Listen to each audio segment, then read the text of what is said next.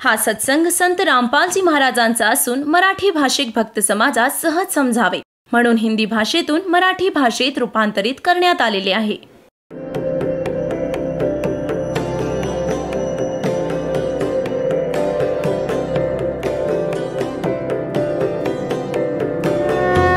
और ज्ञान सब ज्ञान डी कबीर ज्ञान सो ज्ञान और जैसे घोड़ा तोब कायम करता चले मैदान. जगद्गुरु तत्वदर्शी संत रामपालजी महाराजांचे अमृत वचन सर्व पवित्र धर्मांच्या व पवित्र शास्त्रांच्या आधारावर. आणि भगवानाला जाणून घेतोय. परमात्म्याला जाणणं कठीण आहे, परमात्म्याला मिळवणं, मोक्ष मिळवणं सोपं आहे. आता इथं गीतेच्या अध्याय नंबर 17 श्लोक नंबर 23 मध्ये म्हटलंय की ओम तत्सत इति निर्देश ब्रह्मणे त्रिविध समर्थ. ब्रह्मणे म्हणजे सच्चिदानंद घन ब्रह्मचा, त्याच्या स्मरण्याचा, त्याला प्राप्त करण्याचा 3 मंत्रांचा जप आहे ओम तत्सत. ओम तर क्षरपुरुषाचा, ब्रह्मचा, आणि तत् आणि सत हे संकेत आहेत अक्षरपुरुषाचे, आणि सत हा सांकेतिक आहे परमक्षर पुरुषाचा, परमक्षर ब्रह्मचा. ह्या तिन्ही मंत्रांच्या जपाने परमात्म्याची प्राप्ती होईल, परमक्षर ब्रह्मची प्राप्ती होईल. केवळ ओम नामाचा जप केल्याने ब्रह्मलोकची प्राप्ती होईल. जसं एखादं मूळ आहे, कोणतंही एखादं मूळ आहे, जसं हरड आहे वा सुंठ आहे किंवा अन्य एखादं मूळ आहे, ते एकच खाल्ल्यामुळं त्याचे एकाचेच काही फायदे मिळतात. आणि जर ते आणखी 1-2 मुळ्यांबरोबर मिसळून घेतलं तर त्याचं प्रारूप बदलतं, त्याच्या गुणांमध्ये वृद्धी होते, ते वेगळी क्रिया करतं. तर असा हा एकट्या ओमच्या नावाचा जप केला तर त्या ब्रह्म लोकपर्यंत प्राप्ती होते, ब्रह्मपर्यंतची परमगती प्राप्त होते. आणि ज्याला गीतेच्या अध्याय नंबर 7 श्लोक नंबर 18 मध्ये गीता ज्ञानदाता सांगतोय की ऋषीजन, ऋषी महर्षी जे ज्ञानी आत्मा आहेत ते आहेत तर उदार, जे 4थ्या नंबरचे आहेत, एक अर्था, एक आरथ्य, एक अर्थार्थी, 3रा जिज्ञासू आणि 4था ज्ञानी. हे ज्ञानी आहेत तर उदार आत्मा, पण ते माझी अनुत्तम माम, अनुतमाम, मैने, कति अश्रेष्ठ, गती महेश, अस्थित रे, आश्रित रहे. पण ही आत्मा खूप चांगली आहे, देवाप्रती समर्पित आहे, पण माझी गती महिये आश्रित रहे. माझ्यावाली खराब यांनी अनुतमामचा अर्थ अतिश्रेष्ठ लिहिला. अरे बॅडचा अर्थ इंग्रजीमध्ये कुणी गुड लिहिला, त्याच्यासारखा मूर्ख नाही. पण हे समजू शकले नाही की भगवान स्वतःच्या साधनेला अनुत्तम नाही म्हणू शकत. पण भगवान हे खोटं पण नाही बोलू शकत. परमेश्वराला घाबरतोय, सच्चाई तर सांगावीच लागेल. तर प्रसंग चालला आहे की ओम तत्सत इति निर्देशा ब्रह्मणे त्रिविध समर्थ. त्या सच्चिदानंद घनब्रह्मचा, परमक्षर ब्रह्मला प्राप्त करण्याचा हा 3 मंत्रांचा जप आहे. वा वा, ही 3 मंत्रांची मजदुरी आहे, साधना आहे. ही क्रिया केल्याने परमात्मा मिळेल. म्हणजे जसं काही औषधं बनवली जातात जडीबुटी एकत्र करून, जे खाल्ल्याने रोग नष्ट होतो हे समजा. ह्या मंत्राचा जप केल्याने विधिवत या दासाकडून प्राप्त करून, अन्य असं नाही की आपल्या मर्जीने किंवा एखाद्या माथेफिरूकडून घेऊन त्याने काही लाभ होणार नाही. अधिकाऱ्याशिवाय कोणतंही काम सफल होत नाही. तर ह्या दासाकडून मंत्र घेऊन तुम्ही त्याचा जप केला तर ह्या जन्ममरणाच्या रोगापासून तुम्ही मुक्त व्हाल आणि परमात्मा मिळेल, स्वस्थ व्हाल. आता पुण्यात्म्यांनो, 8व्या अध्यायाच्या 5 आणि 7 मध्ये तर हा स्वतःच म्हणतो की माझं भजन कर, माझा जप कर, माझं स्मरण कर. 8व्या अध्यायाच्या 13व्या श्लोकामध्ये आपला मंत्र ओम सांगून ठेवलाय, मज ब्रह्मचा ओम मंत्र, एका अक्षराचा. आणि पुढे 17व्या अध्यायाच्या 23व्या श्लोकामध्ये सच्चिदानंद घनब्रह्मच्या वाणीचा मार्ग आहे हा. तत् आणि सत हे गुप्त आहेत, ह्याच्याशी हा काल परिचित नाहीये, ह्या 2 मंत्रांशी. म्हणून त्याने ऑप्शन सोडलाय की 4थ्या अध्यायाच्या 34व्या श्लोकामध्ये की त्या तत्वज्ञानाला, परमात्म तत्वाला, परमात्म्याच्या बाबतीत विशेष माहिती तत्वदर्शी संतांच्या जवळ जाऊन समजून घे, ते सांगतील. हा कोडवर्ड आहे, हा दास सांगू शकतो. ह्या पृथ्वीवर कोणाकडेही हा मंत्र नाहीये आणि कोणा माथे फिरूने ह्या दासाकडून प्राप्त करून आणि मग तो कोणाला सांगेलही पण त्याने कोणताही फायदा होणार नाही, त्याने नाम नष्ट होऊन जातं, कारण की हा आध्यात्मिक मार्ग आहे. आणि काळाला असं वाटतं की आपण एखादा दुसरा माथेफिरू तयार करू जो इतरांचा विनाश करेल, पण आता तुम्ही समजदार आहात, शिक्षित आहात. आता अशी चूक करू नका. अधिकार नसलेल्यांकडून मंत्र घेऊन आपलं जीवन नष्ट करू नका. आता इथे काय सांगितलंय की त्या परमक्षर ब्रह्मला प्राप्त करण्याचा हा 3 अक्षराचा मंत्र आहे.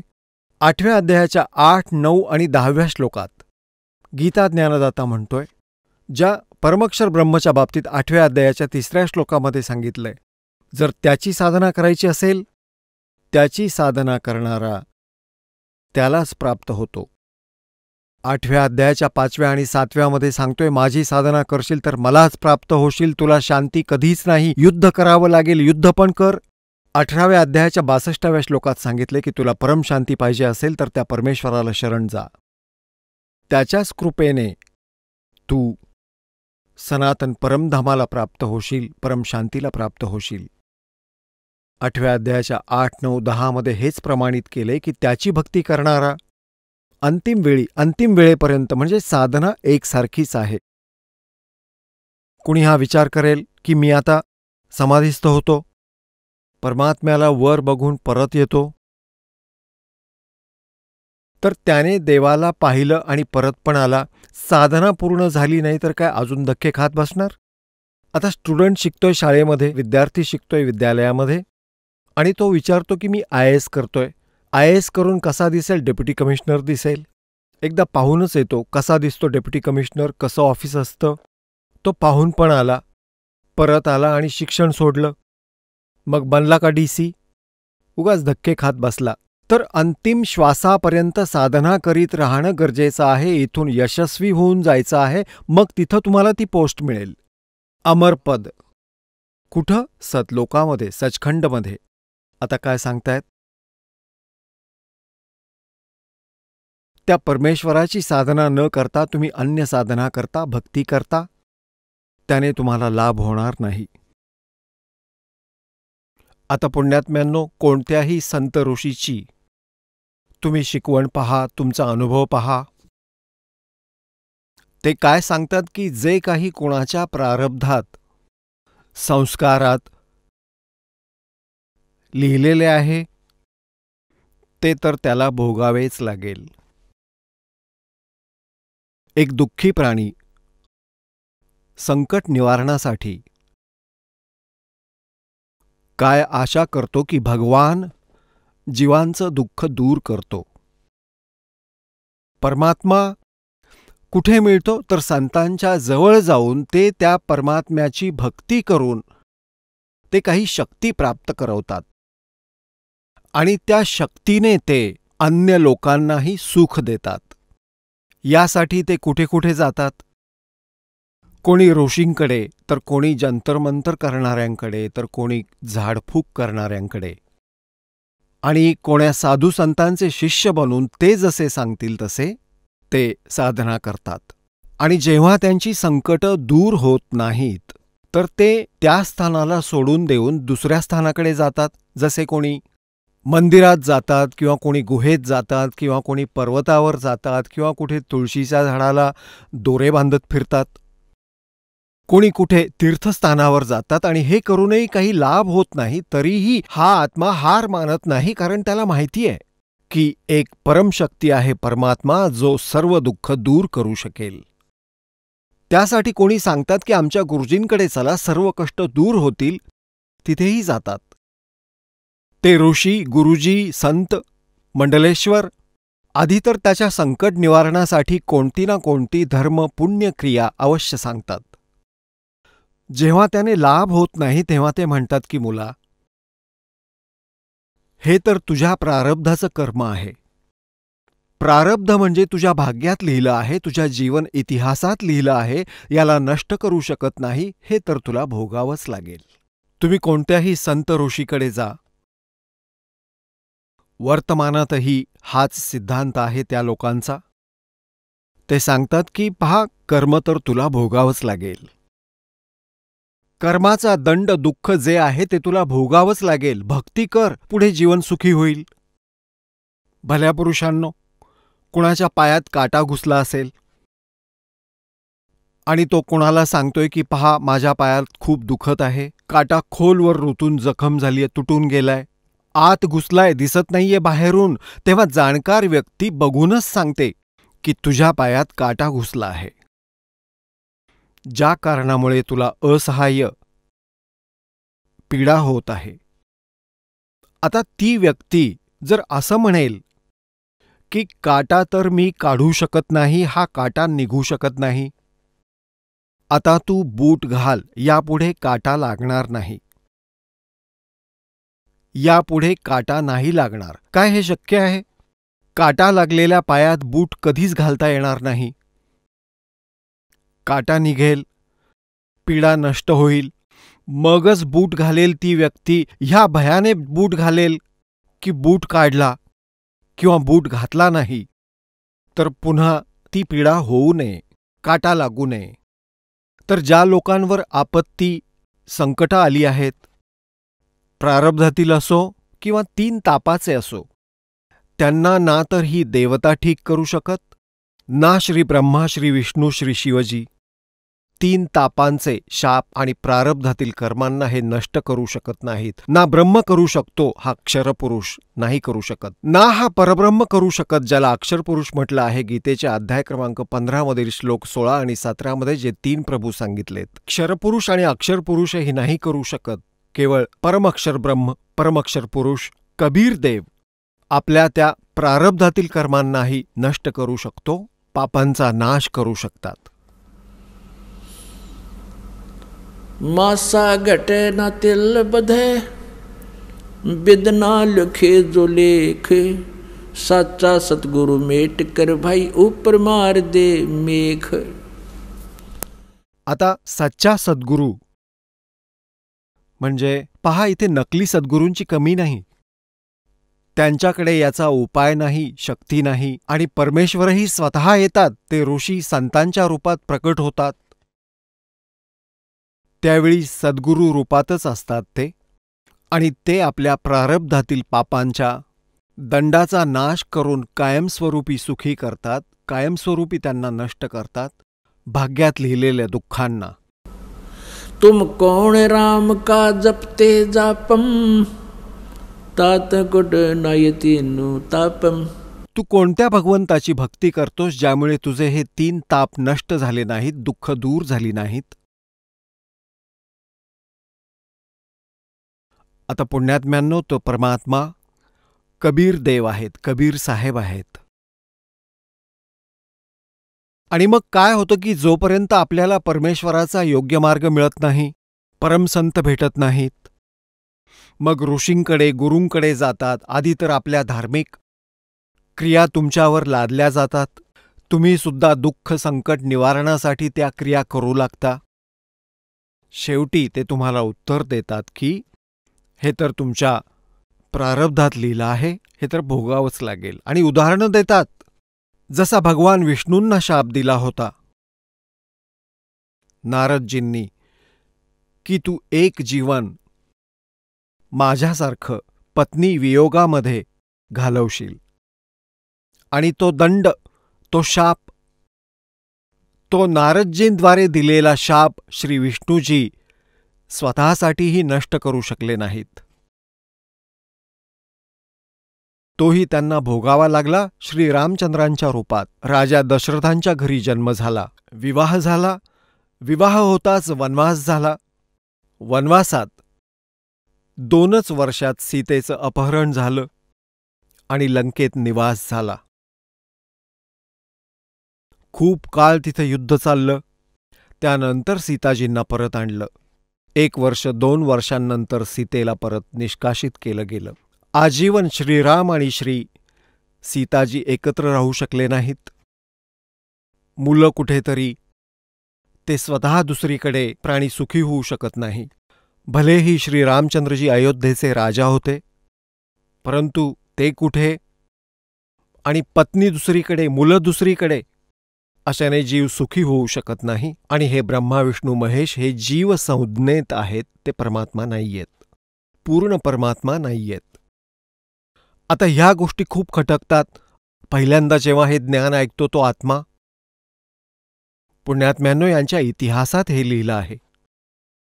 ह्या काळाने ब्रह्मने विष्णू आणि ब्रह्माला सांगितलं शिवपुराणात की तुम्ही एकमेकांनी आपापल्याला भगवान मानलत आणि युद्ध करत आहात. तुमच्या या भ्रमाचं निवारण करण्यासाठी मी प्रकट झालो आहे. त्यांच्या मधोमध जिथे ब्रह्मा आणि विष्णू लढत होते त्यांच्यामध्ये एक स्तंभ उभा केला, पिलार, लिंग उभं केलं, तेजस्वी, खूप मोठा खांब. तेव्हा याने जाऊन सांगितलं होतं की तुम्ही ईश नाही आहात, तुम्ही स्वतःला भगवान मानलत, ही खूप मोठी चूक केली. आता थोडी इथे झलक दाखवावी लागेल, कारण हे कुणींसारखे कडू शब्द आहेत जे दास तुम्हाला सांगत आहे की ब्रह्मा विष्णू महेश हे भगवान नाहीयेत. कारण यांनी स्वतःही स्वतःच्या कर्मदंडाला भोगलेलं आहे आणि भगवान कोणत्याही प्रकारचा दंड भोगत नाहीत. ते तर पापनाशक आहेत, त्यांना तर दंड होऊच शकत नाही, पण दुसऱ्यांचा, त्यांच्या आश्रितांचेही पाप ते नष्ट करू शकतात. आता आपल्याला दाखवतो श्री शिवपुराण. एकेकाळी श्री ब्रह्माजी आणि श्री विष्णूजी यांच्यामध्ये या विषयावर युद्ध सुरू झालं. श्री ब्रह्माजी गेले श्री विष्णूजींकडे त्यांच्या लोकात, आणि विष्णूजी आरामात शेषनागाच्या शय्येवर विश्राम करत होते. लक्ष्मीजी त्यांच्या जवळ बसली होती आणि अजूनही अनेक त्यांचे गण पार्षद त्यांच्याबरोबर होते. ब्रह्माजी तिथं पोहोचले आणि विष्णूजींनी ब्रह्माजींचा उभं राहून सत्कार केला नाही. तेव्हा ब्रह्माजी म्हणाले, मी तुझा बाप आलो आहे, मी सर्वांची उत्पत्ती करतो, मी ब्रह्मा आहे, आणि विष्णू तू माझा पुत्र आहेस. मी आल्यावर तू माझा सत्कार करत नाहीस, तुला अभिमान झाला आहे, तुझी बुद्धी ठिकाणावर आणावी लागेल. आता विष्णूजी म्हणू लागले की मी तुझा बाप आहे, तू माझ्या नाभिकमळातून उत्पन्न झाला आहेस, तू स्वतःला कसं सर्वांचा कर्ता मानतोस? मी आहे सर्वांचा कर्ता. सांगायचं तात्पर्य असं की मी तुझा बाप आहे, तो म्हणे मी तुझा बाप. दोन्ही भगवान लढू लागले. आता पुण्यात्म्यांनो, हा इतिहास हा दास स्वतःच्या मनाने सांगत नाही, लोकवेद सांगत नाही, हे तर त्यांच्या इतिहासात लिहिलेलं सत्यज्ञान सांगत आहे. आता या प्रकारची बुद्धी तर 4वी-5वीतल्या मुलांची पण असते, आणि ती मुलं भांडत असतात. टीचर त्यांना बोलावतात, का भांडतायत, इकडे या, काय कारण आहे तुम्ही भांडत आहात? तर तो म्हणतो की हा म्हणाला की हा माझा बाप आहे, दुसरा म्हणतो नाही हो, पहिला हा म्हणाला की हा माझा बाप आहे, आणि दोघांनी एक दुसऱ्यांचे शर्ट फाडून ठेवले. याच प्रकारची बुद्धी होती त्यांची, ज्यांना आपण भगवान म्हणत होतो, ब्रह्मा आणि विष्णूजींना. तुम्हाला प्रत्यक्ष दाखवतो पहा त्यांच्याच इतिहासात. आणि यांची पूजा करून आपण आपल्याला मोक्ष मिळवण्याची इच्छा करत होतो, हाच आपला भ्रम होता. हे पहा, शिवमहापुराण हिंदी टीकेसहित भाग 1 खेमराज श्रीकृष्णदास यांच्याद्वारे प्रकाशित आहे. याचे अनुवाद करता आहेत विद्यावारिधी पंडित ज्वालाप्रसादजी मिश्र, हिंदी टीकेसहित, खेमराज श्रीकृष्णदास प्रकाशन, मुंबई. यात पहा इथून विद्वेश्वर संहिता, ही विद्वेश्वर संहिता आहे. हे 11व्या पानावर शिवपुराण, ही विद्वेश्वर संहिता आहे. भाग 1 अध्याय 6. नंदिकेश्वर म्हणाले, भगवान शिव यांचं वाहन नंदिकेश्वर. नंदिकेश्वर म्हणाले,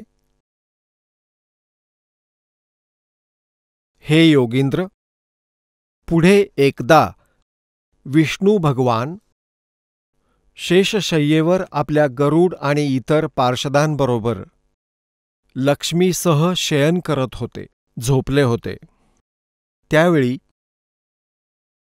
ब्रह्मज्ञानींमध्ये श्रेष्ठ, पहा लेखकाची बुद्धी, म्हणतोय ब्रह्मज्ञानींमध्ये श्रेष्ठ ब्रह्माजी स्वतःच्या इच्छेने, आता ब्रह्मज्ञानीचं ज्ञान पहा पुढे, ब्रह्माजीचं स्वतःच्या इच्छेनेच तिथं आले आणि सर्व प्रकारे सुंदर शय्येवर झोपलेले असताना, सर्व प्रकारे सुंदर शय्येवर झोपलेल्या कमललोचन श्री विष्णूजींना विचारू लागले, तू कोण आहेस? ब्रह्मज्ञानी आहे आणि यालाच माहिती नाही हा कोण आहे आणि भेटायला आलाय. तू कोण आहेस? मला बघूनही एखाद्या अभिमानी पुरुषासमान शयन करत आहेस, झोपला आहेस. हे वत्स, ब्रह्माजी म्हणतायत विष्णूला, हे वत्स, हे मुला, उठ, पहा मी तुझा स्वामी आलो आहे. आलेल्या गुरुला पाहून जो अभिमान करतो त्या द्रोही मूर्खाला प्रायश्चित्त होणं उचित आहे, म्हणजे त्याची बुद्धी ठिकाणावर आणली पाहिजे. हे ऐकून विष्णूजींच्या अंतःकरणात क्रोध निर्माण झाला, राग आला त्यांना, पण त्यांनी बाहेरून दाखवला नाही, शांत राहिले आणि म्हणाले, परंतु बाहेरून शांत राहिले आणि म्हणाले, हे वत्स, विष्णूजी म्हणाले ब्रह्माला, हे बेटा, तुझं मंगल हो, बैस, या आसनावर विराजमान हो. यावेळी तुझे नेत्र कुटील, म्हणजे डोळे का तिरके झालेत, डोळे का असे लाल करून ठेवलेस, आणि मुख वक्र आणि तोंड का वाकडं करतोयस तू, का होत आहे? ब्रह्माजी म्हणाले, हे वत्स, विष्णू. ब्रह्माजी म्हणाले, बेटा विष्णू, तुला काळाच्या प्रभावाने अभिमान आहे. हे पुत्र, मी तुझा रक्षक आणि जगताचा पितामह आहे. विष्णूजी म्हणाले, हे सारं जग माझ्यात स्थित आहे. तू चोरासारखं कसं काय स्वतःचं सांगत आहेस? तू माझ्या नाभी कमळातून उत्पन्न झाला आहेस, त्यामुळे तू माझा पुत्र आहेस. विष्णूजी म्हणतायत, माझ्या नाभी कमळातून उत्पन्न झालास म्हणून तू माझा पुत्र आहेस, आणि मला पुत्र म्हणणं व्यर्थ आहे. नंदिकेश्वर म्हणाले, अशा प्रकारे ब्रह्मा विष्णू दोघेही रजोगुणाने मुग्ध होऊन विवाद करू लागले. मी श्रेष्ठ आहे, मी स्वामी आहे असं म्हणून एक दुसऱ्याला मारण्याच्या इराद्याने युद्ध करण्यास उत्सुक झाले. आता श्रेष्ठ कोण याचा पत्ता लागेल, मारायला तयार झाले. पुढे पहा. तेव्हा सर्व देवता, हे तर लढत आहेत आपसात, ब्रह्मा विष्णू तर मारायला कापायला तयार झालेत, आणि म्हणतायत संपूर्ण देवता विमानात बसून ते महाअद्भुत युद्ध पाहायला आले आणि आकाशातून त्यांच्यावर फुलं वर्षवू लागले. वा रे देवता! पहा पुण्यात्म्यांनो, बघा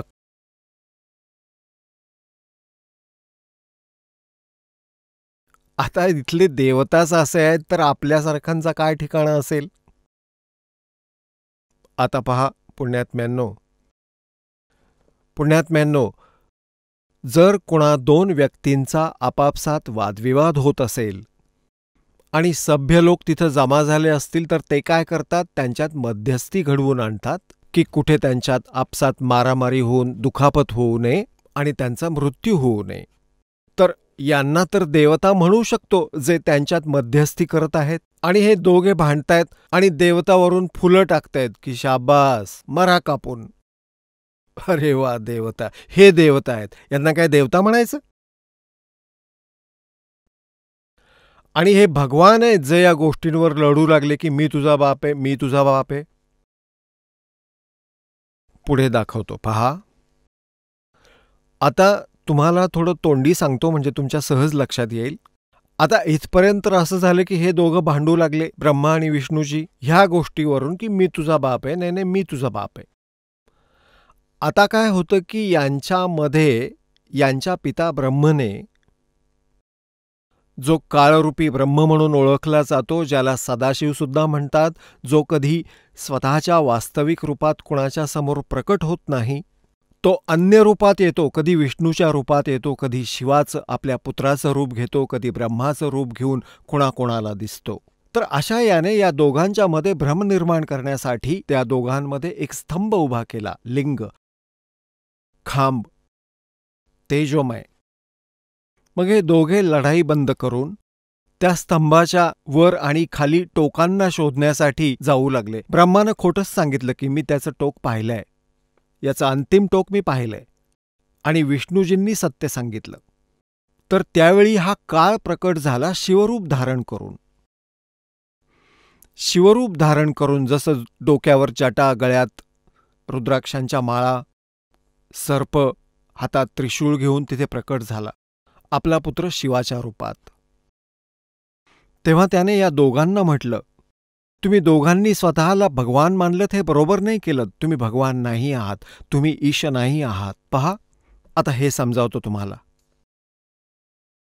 आता हे पान क्रमांक 17 तुम्हाला दाखवतो.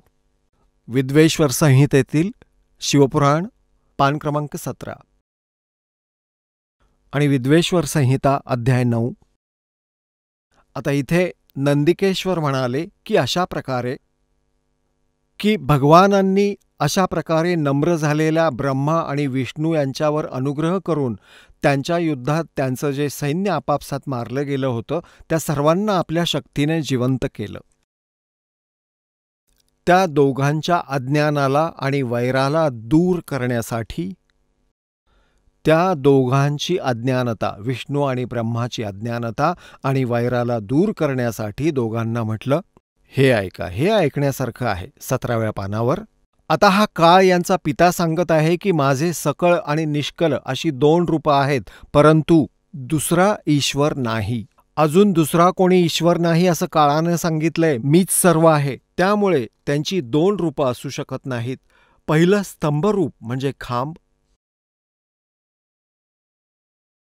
पहिलं स्तंभरूप आणि मागे मूर्तिमान रूप धारण केलं.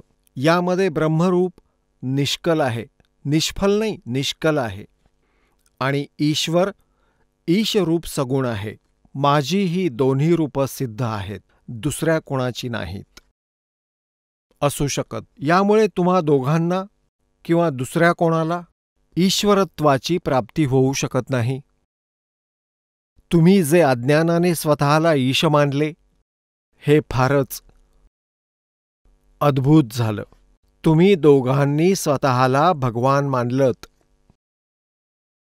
तुम्ही जे अज्ञानाने मूर्खपणे स्वतःला भगवान मानलत, ब्रह्मा आणि विष्णूला सांगत आहे हा काळ भगवान, हे शिवपुराणात लिहिलंय. हे मोठं अद्भुत झालं. आणि ते दूर करण्यासाठीच, म्हणजे तुमची बुद्धी ठिकाणावर आणण्यासाठीच मी रणस्थानावर आलो. आता तुम्ही तुमचा अभिमान त्यागून मज ईश्वराला, माझ्यात तुमची बुद्धी लावा. माझ्या प्रसादाने लोकात सर्व अर्थ प्रकाशित आहेत. इथे पहा, मीच परब्रह्म आहे. हा काळ मूर्ख बनवतोय यांना. मीच परब्रह्म आहे, माझीच कल अकल रूपे आहेत. ब्रह्म असल्याने मी ईश्वर आहे, ब्रह्म असल्याने मी ईश्वर आहे. अनुग्रह इत्यादी ही माझी कर्तव्य आहेत. सर्वव्यापी असल्याने आणि जगतवर्धक असल्याने मी ब्रह्म आहे. हे ब्रह्मकेशव समत्व आणि व्यापक असल्याने मी आत्मा आहे. मी या सर्वांचा ईश्वर आहे, हे माझे आहे. माझ्याशिवाय कोणा दुसऱ्याचे नाहीत. प्रथम तर ब्रह्मतत्वज्ञानाच्या निमित्ताने निष्कल रूपाचा प्रादुर्भाव झाला. आपल्याला दाखवतो. हे 18व्या पानावर, 18वं पान आहे हे, 17वं आपण वाचलं. आता या विद्वेश्वर संहिता भाषा टीकायाम 9वा अध्याय संपला. आता हा 10वा इथून सुरू झाला. 10व्या अध्यायात हे काय सांगतायत? हे पुत्रांनो, हे काळ म्हणतोय, हे पुत्रांनो, हे कृत्य तुम्ही, कृत्य म्हणजे काम, नोकरी, स्थिती आणि उत्पत्तीचं काम तप करून प्राप्त केलं आहे. त्यांनी तप करून प्राप्त केलं आहे, ज्याला सृष्टीची उत्पत्ती आणि पालन म्हटलं जातं. ही कामं आहेत तुमची, तर मी प्रसन्न होऊन तुम्हाला दिली आहेत. याच प्रकारे दुसरी 2 कृत्य रुद्र आणि महेशला. आता हे लक्ष देऊन पहा, इथं हे पुराणाचं ज्ञान बोलत आहे. इथे हा ब्रह्मा विष्णू महेश आणि या रुद्रांकडून जे 11 रुद्र आहेत ह्यापासूनही भिन्न आहे. तो काळ आहे आणि तोच या 21 ब्रह्मांडांचा स्वामी आहे.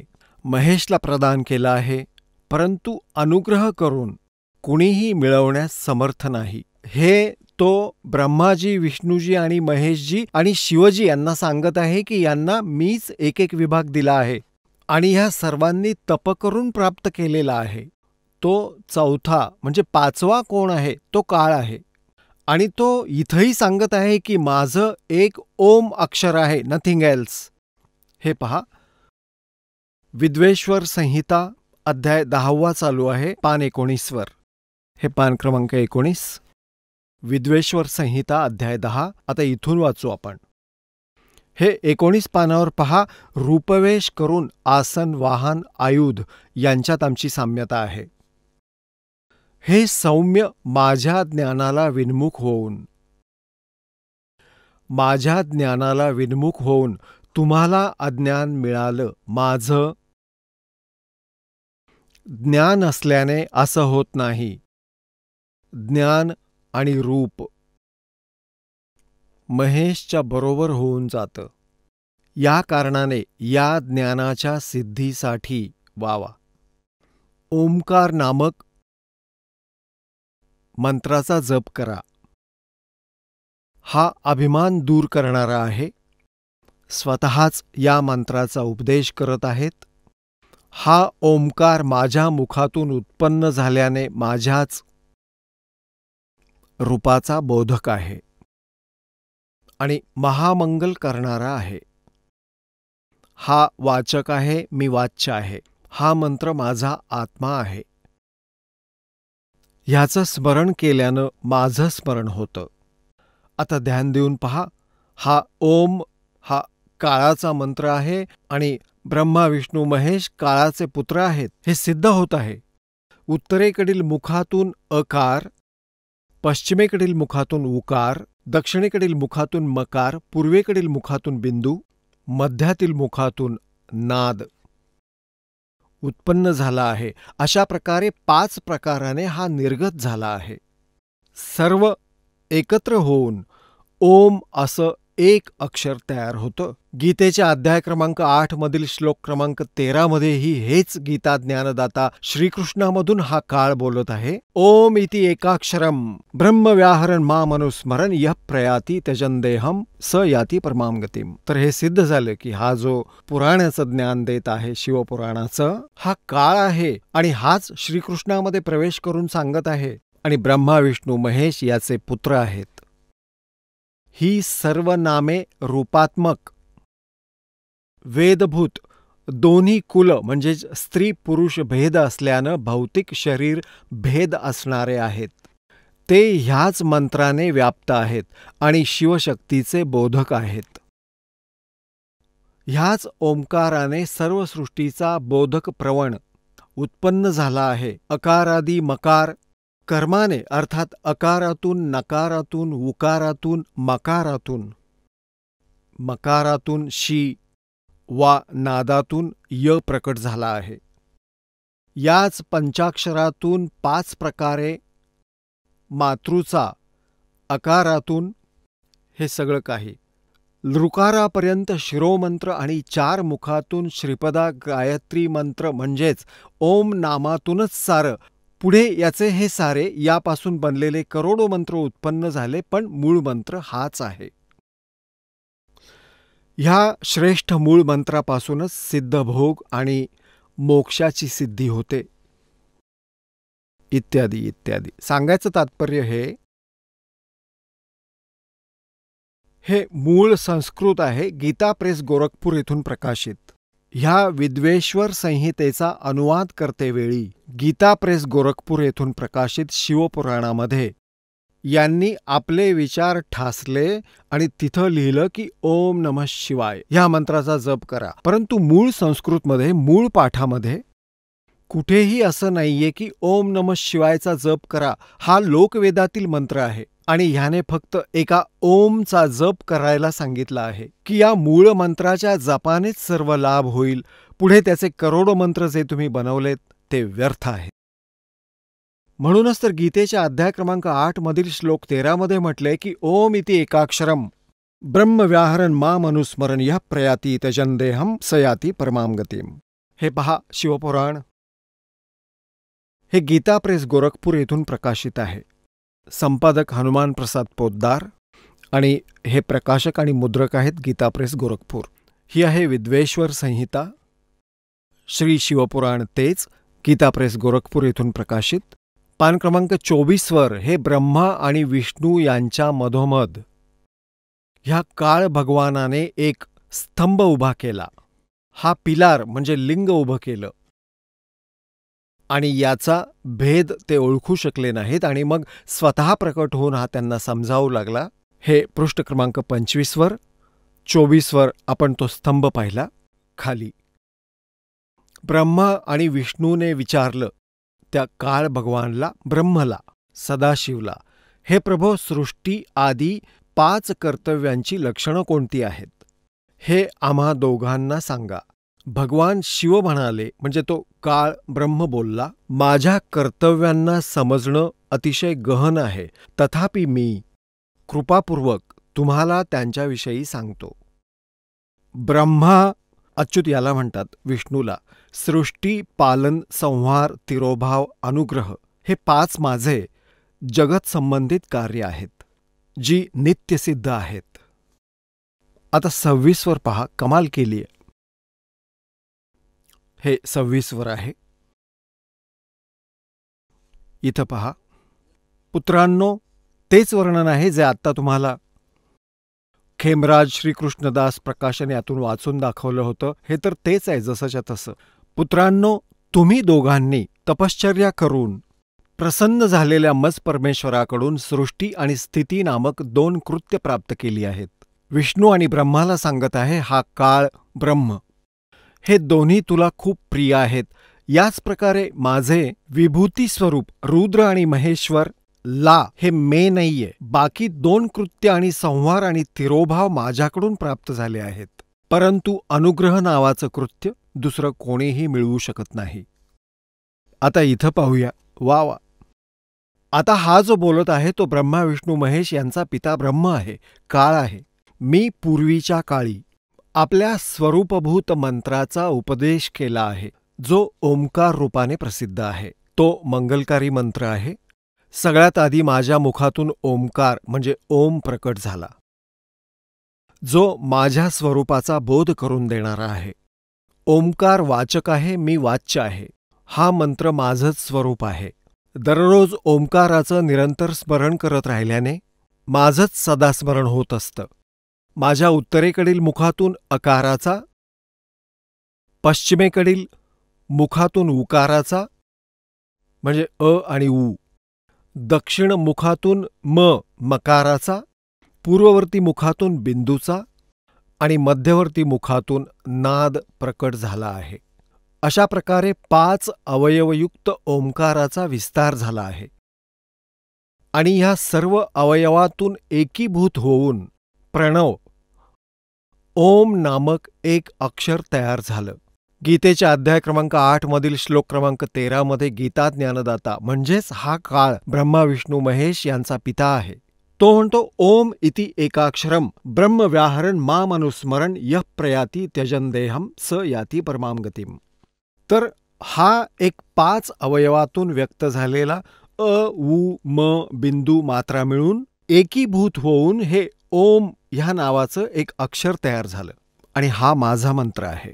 आता ह्यांनी इथे एक चूक केली आहे पहा. यांनी स्पष्ट केलं पहा, अकारातून उत्तरवर्ती मुखातून अकार म्हणजे अ आणि पश्चिम मुखातून उ, अ उ म हे 3 मिळून आणि बिंदू आणि मात्रा मिळून ह्या 5 ह्या सर्व अवयवातून अशा प्रकारे 5 अवयवांनी युक्त ओंकाराचा विस्तार झाला आणि या 5ही मंत्रांपासून एकीभूत होऊन हे एक ओम अक्षर तयार झालं. आणि हा आपल्या अज्ञानाने अनुवाद करता काय सांगत आहे की मकार आदी क्रमातून प्रकाशात आला आहे, तो अकार आदी क्रमातून.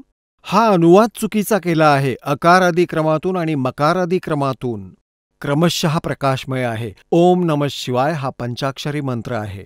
हे ओम नमः शिवाय हे अनुवादकर्त्याचे स्वतःचे अज्ञान आहे. मूळ पाठात कुठेही हा ओम नमः शिवाय मंत्र नाहीये. फक्त हेच सांगतो की या 5 अक्षरांपासून ह्या सर्व अवयवांपासून एकीभूत होऊन अशा प्रकारे या 5 अवयवांनी युक्त ओंकाराचा विस्तार झाला.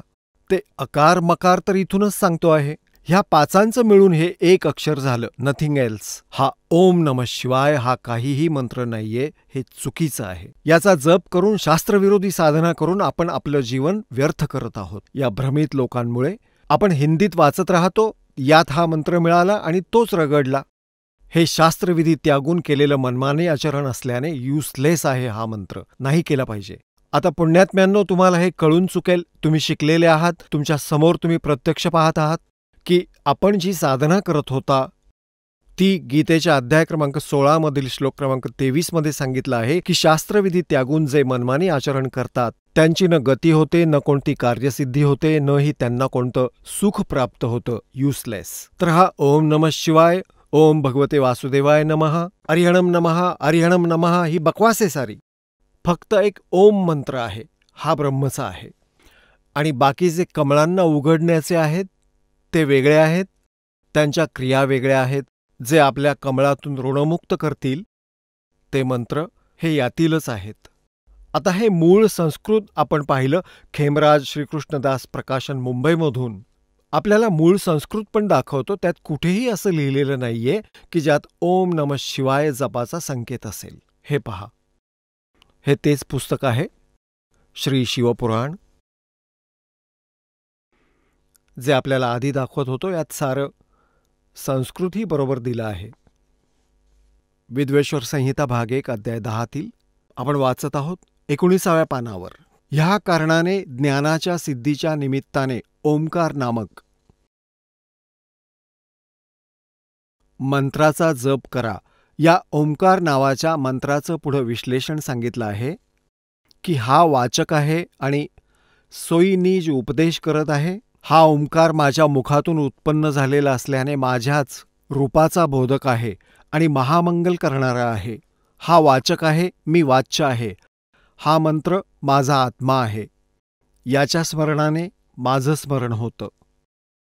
यात स्पष्ट लिहिलं आहे की उत्तरेकडील मुखातून अकार अ, पश्चिमेकडील मुखातून उकार म्हणजे ऊ आणि दक्षिणेकडील मुखातून मकार म्हणजे म, पूर्वेकडील मुखातून बिंदू आणि मध्यातील मुखातून नाद उत्पन्न झाला आहे. अशा प्रकारे या 5 प्रकारांनी तो निर्गत झाला आहे आणि ते सारे एक होऊन ओम असं एक अक्षर बनतं.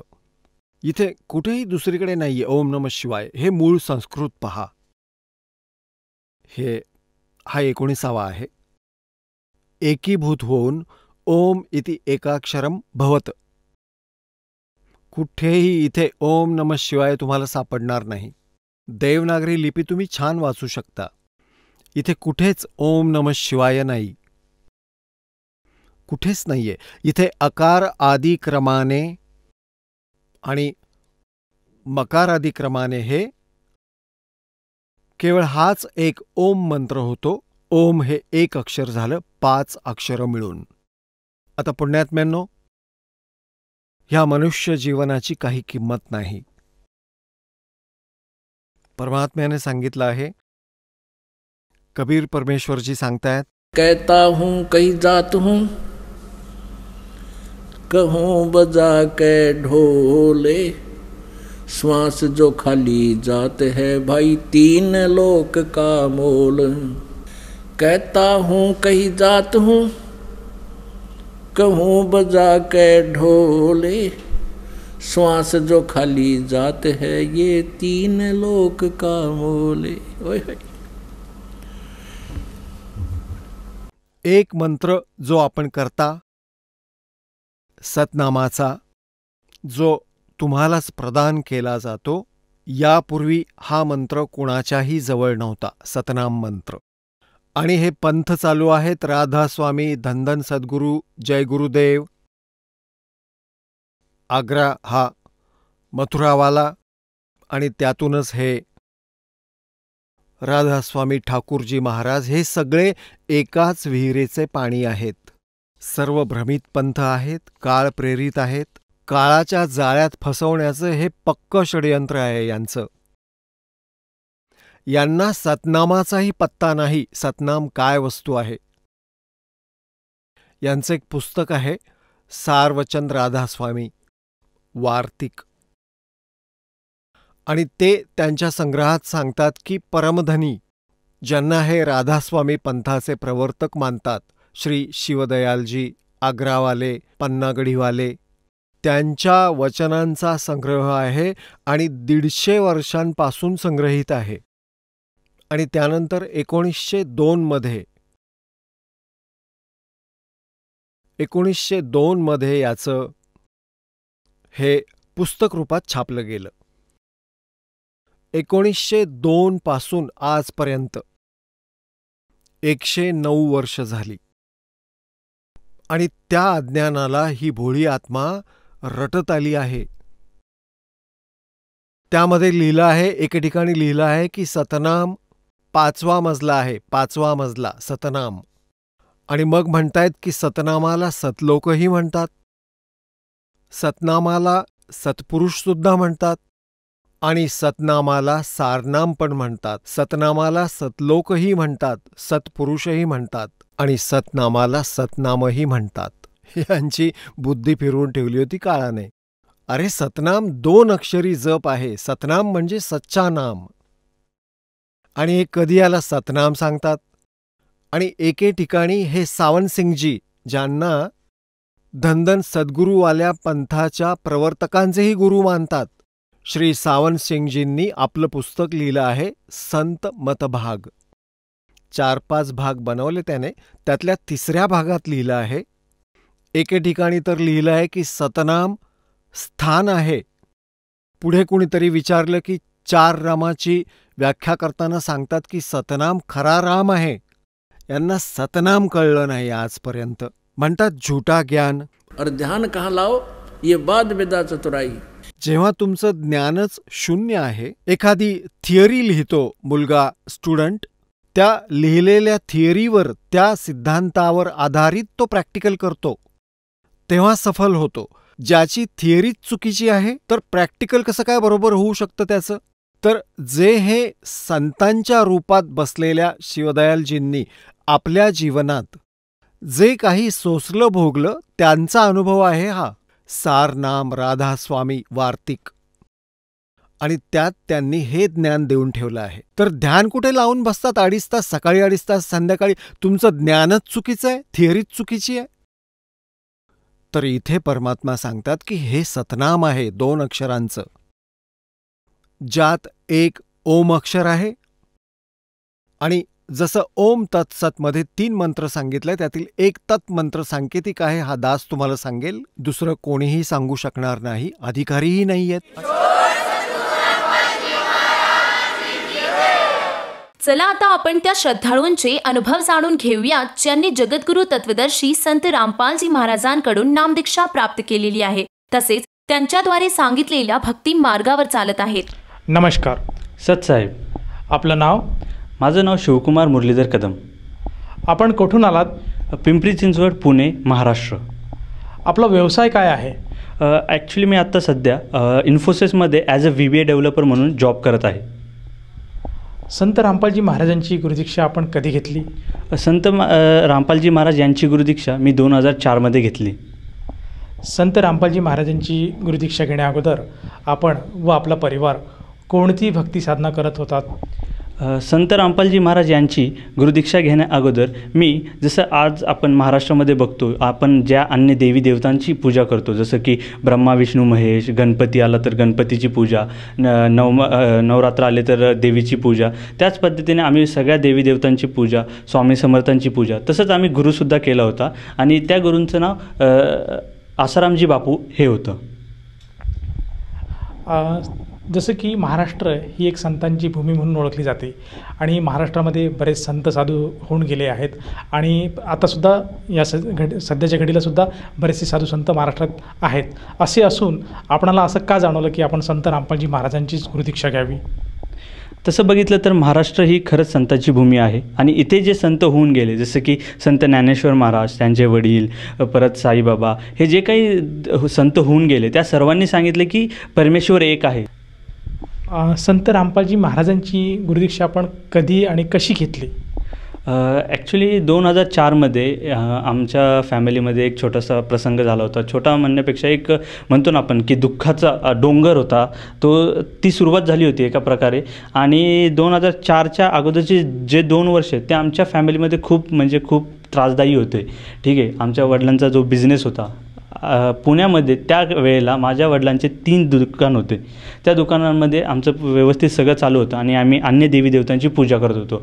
पण आम्ही त्यांची पूजा करत असताना, त्यांची साधना करत असताना सुद्धा माझ्या वडिलांचा ॲक्सिडेंट झाला.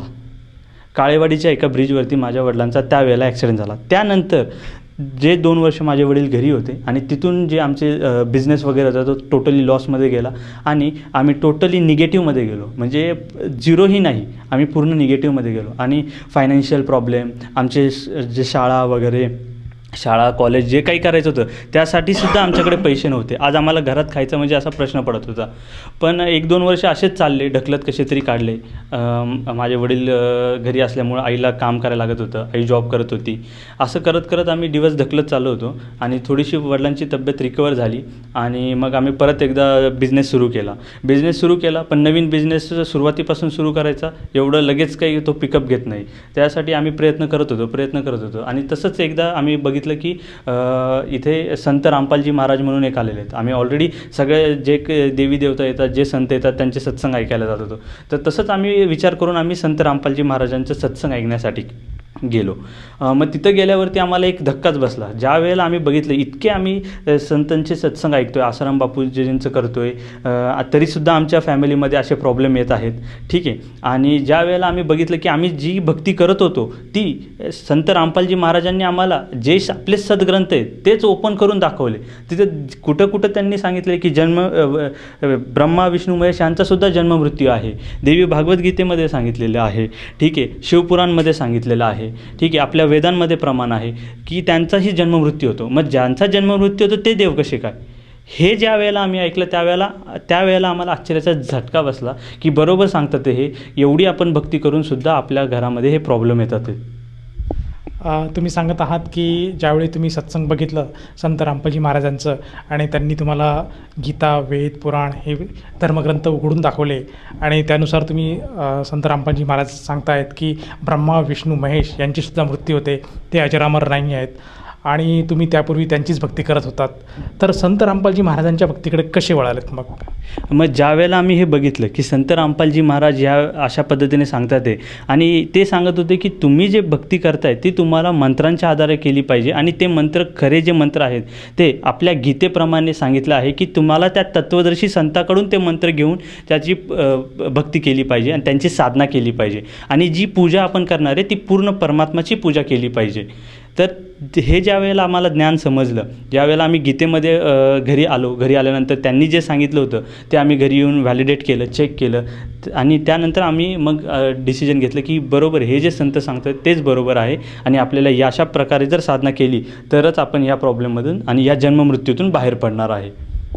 सर, संत रामपालजी महाराजांनी जी सद्भक्ती आपल्याला दिली त्या सद्भक्तीच्या जोरावर आपण व आपली परिवार पूर्णपणे सद्भक्ती करता आहात, तर या सद्भक्तीचा आपल्याला कुठल्या प्रकारचा लाभ मिळाला का? हो, मी जसं की तुम्हाला आत्ताच सांगितलं की आमच्या फॅमिलीमध्ये 2004च्या अगोदर काही फायनान्शियल इश्यूज होते वगैरे. आमच्या घरात एक टाईमचं जेवण करण्यासाठी पण आम्हाला प्रॉब्लेम फेस करायला लागत होते. पण नंतर आम्ही ज्या वेळेला संत रामपालजी महाराजांची भक्ती घेतली, त्यांनी दिलेल्या मंत्रांचा जसा आम्ही जाप सुरू केला त्यांनी सांगितलेल्या विधीप्रमाणे, मग हळूहळू आमची जी परिस्थिती आहे ती रिकवर होत गेली. ज्या वेळेला आमच्या घरात खायचे प्रॉब्लेम होते, आज आमच्या परमात्माच्या दयेने पुण्यामध्ये आमचा परमात्माच्या दयेने एक फ्लॅट आहे. ठीक आहे. त्याच्यानंतर आमच्याकडे आज 3 गाड्या आहेत. ठीक आहे. आज आमच्याकडे 4 व्हीलर आहे. हे सर्व परमात्माच्या दयेने हळूहळू आम्हाला भेटत गेलं आणि आज परमात्माच्या दयेने माझी रमणी झाली. आज आपण बघतो की बाहेर जी रमणी होती, बाहेर जे लग्न होतात, जे विवाह सोहळे होतात, ह्याच्यामध्ये काय किती प्रकारे पैसा वेस्टेज केला जातो. जिथे नको त्या गोष्टी DJ वगैरे वाजवून, दारू पिऊन, नाच गाणं करून, गोंधळ घालून लोक 5-6 लाख रुपये तर सहज वेस्ट करतात तिथे. आणि परमात्माने आम्हाला असं ज्ञान दिलं आहे, त्या ज्ञानाच्या आधारावरती परमात्माने आम्हाला सांगितले की दहेजमुक्त अभियाना थ्रू तुम्ही लग्न करायचं, ते सुद्धा भक्ती मार्गाने एक जोडी कपड्यावरती. आणि त्याच पद्धतीने परमात्माच्या आदेशाप्रमाणे आम्ही आज लग्न केलेलं आहे आणि आज मी आणि माझी वाईफ दोघंही सुख आणि समाधानी राहत आहे. सर, जसं की आज आपण तरुण आहात आणि या तरुण वयातच आपण सद्भक्ती स्वीकारली आणि आपण सद्भक्ती करत आहात, तर आपल्यासारख्या तरुण मंडळीला आपण काय संदेश देऊ इच्छिता?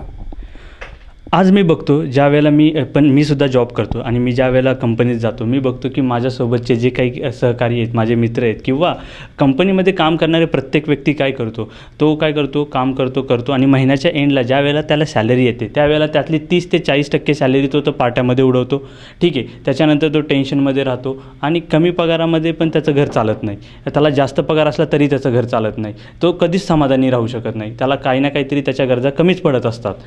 जर त्याला सुखाने आणि समाधाने, प्रत्येक व्यक्तीला जर सुखाने समाधानाने राहायचं असेल तर त्यांनी पहिले तर आपले शास्त्र वाचले पाहिजेत. शास्त्रांच्या आधारावरती कोणती भक्ती केली पाहिजे हे बघितलं पाहिजे.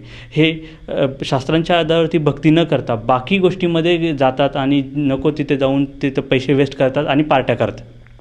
जर त्यांनी आज जर संत रामपालजी महाराजांचं ज्ञान ऐकलं, 1 महिना जरी त्यांनी संत रामपालजी महाराजांचं सत्संग मन लावून ऐकलं, तर मी ह्याची गॅरंटी देतो की कोणत्याही प्रकारचा तुम्हाला आजार होणार नाही, कुठल्याही प्रकारचा तुम्हाला फायनान्शियल प्रॉब्लेमसुद्धा होणार नाही. परमात्माच्या वचनाने, परमात्माच्या भक्तीने जो व्यक्ती भक्तीमध्ये राहून प्रॉपरली आणि व्यवस्थित साधना करेल त्याला कुठल्याही प्रकारचा शारीरिक, मानसिक आणि आर्थिक त्रास होणार नाही. जर तरुण पिढीला आणि त्यांच्या फॅमिलीला सुखासमाधानी राहायचं असेल तर त्यांना आपल्या शास्त्रांचं अध्ययन करणं गरजेचं आहे. संत रामपालजी महाराजांकडून नामदीक्षा घेऊन नशामुक्त, म्हणजे आपल्या घरामध्ये कोणीही नशा करणार नाही, कुठल्याही प्रकारचं व्यसन करणार नाही. परत अशा प्रकारचे कोणतेही, जसं की दहेजमुक्त अभियान, ज्याच्यामध्ये जे काही विवाह होणार आहेत ते साध्या सिंपल पद्धतीने कुठल्याही प्रकारचा 1 रुपयाही न खर्च करता त्यांचा विवाह होईल आणि अशा प्रकारे त्यांचं जे काही जो पैसा आहे चुकीच्या मार्गाने त्यांचा वेस्ट होतो तो होणार नाही आणि ते सुखासमाधानी राहू शकतात. त्यासाठी त्यांनी पूर्ण परमात्माची म्हणजे संत रामपालजी महाराजांकडून नामदीक्षा घेऊन भक्ती केली पाहिजे. सर, जर कोणा व्यक्तीला संत रामपालजी महाराजांची गुरुदीक्षा घ्यायची असेल तर ती व्यक्ती गुरुदीक्षा कशी घेऊ शकेल? आत्ता तुम्ही जो चॅनल बघत आहात त्या चॅनलच्या खालच्या बाजूला एक पट्टी येत असेल आणि त्या पट्टीमध्ये कॉन्टॅक्ट नंबर येत असतील, फोन नंबर येत असतील. त्या फोन नंबरवरती कॉल करून तुम्ही महाराष्ट्रामध्ये परमात्माच्या म्हणजे संत रामपालजी महाराजांच्या दयेने प्रत्येक राज्यामध्ये, प्रत्येक जिल्ह्यामध्ये नामदान सेंटर आहे. तुम्ही त्या नामदान सेंटरवरती कॉन्टॅक्ट करून तुम्ही नामोपदेश घेऊ शकता. सर, जी काही नामदीक्षा आहे किंवा जे काही गुरुमंत्र आहे, आजकाल जे मी असं ऐकण्यात येतं आहे की जे काही नामदीक्षा असते किंवा गुरुमंत्र असतात ते गुरुदीक्षा घेण्यासाठी बऱ्याच प्रकारचा खर्च येतो. काही पावती फाडायला लागते, काही फंड द्यावा लागतो. तर आपल्या ह्या संत रामपालजी महाराजांच्या भक्तीमध्ये ही जी साधना कोणाला घ्यायची असेल तर त्याला कुठल्या कुठल्या प्रकारच्या पावत्या फाडायला लागतात किंवा किती खर्च येतो? जसं की मी तुम्हाला आत्ताच थोड्या वेळापूर्वी सांगितलं की आम्ही ज्यावेळेला अन्य गुरूंचे जेव्हा भक्ती करत होतो तर समाजामध्ये ह्या जे बाकीचे जे गुरु आहेत, जे काही ब्राह्मण समाज आहे किंवा जे काही अन्य गुरु आहेत, त्यांनी काय केलेले, प्रत्येक गोष्टीसाठी पैसे त्यांना सांगितलेले आहेत. त्यामुळं काय झालं, एक चुकीचा विचार समाजामध्ये आलेला आहे. प्रत्येक ठिकाणी त्यांना वाटतं की आपण पैसे दिल्यावरच आपल्याला तिथे गुरुदीक्षा किंवा नामोपदेश देतात. पण पृथ्वीवरती एकच असा संत आहे, एकमात्र असे संत आहे जे तत्वदर्शी संत रामपालजी महाराज, जे निःशुल्क तुम्हाला ती भक्ती देतात. त्याच्यामध्ये कोणत्याही प्रकारचे तुम्हाला चार्जेस नसतात आणि ती भक्ती तुम्ही घेण्यासाठी किंवा त्या नामोपदेश घेतल्यानंतर जी काही सामुग्री भेटणार आहे तीसुद्धा पूर्णपणे फ्री असते, निःशुल्क असते. तर इथे कुठल्याही प्रकारचा चार्ज आकारला जात नाही. धन्यवाद. सत साहेब.